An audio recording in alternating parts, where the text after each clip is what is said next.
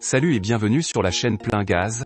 Si vous aimez les voitures, les motos, les camions ou tout ce qui roule, vous êtes au bon endroit. Abonnez-vous et cliquez sur la cloche pour ne rien manquer. La National Highway Traffic Safety Administration, NHTSA, tire la sonnette d'alarme. Dans un récent rapport, elle soulève des préoccupations majeures à propos de Tesla. L'élément principal, le système d'assistance à la conduite autopilot.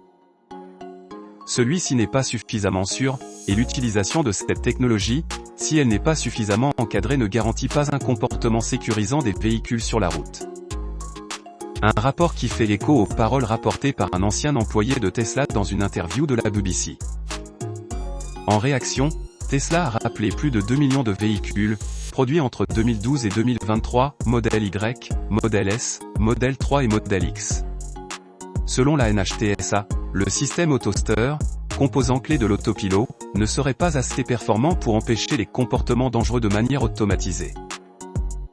Dans certaines circonstances où AutoSteer est activé, l'importance et la portée des contrôles de la fonction peuvent ne pas être suffisantes pour empêcher le conducteur d'utiliser la fonction d'assistance à la conduite avancée SAE de niveau 2.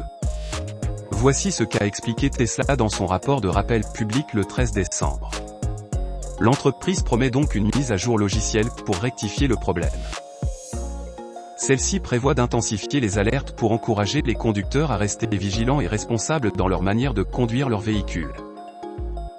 La décision n'a pas été prise à la légère, puisque la NHTSA a examiné de manière approfondie Tesla et le rôle de l'autopilote dans bon nombre d'accidents, dont certains mortels. C'est donc une cinquantaine d'enquêtes qui ont été ouvertes pour passer au crible la nature de ces incidents et déterminer le rôle de l'AutoSteer dans ceux-ci. Une preuve certaine que cet ensemble technologique n'est pas sans risque.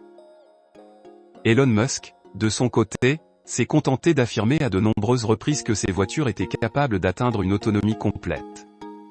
Visiblement, ce n'est pas encore le cas, et la marge de progression reste plutôt large.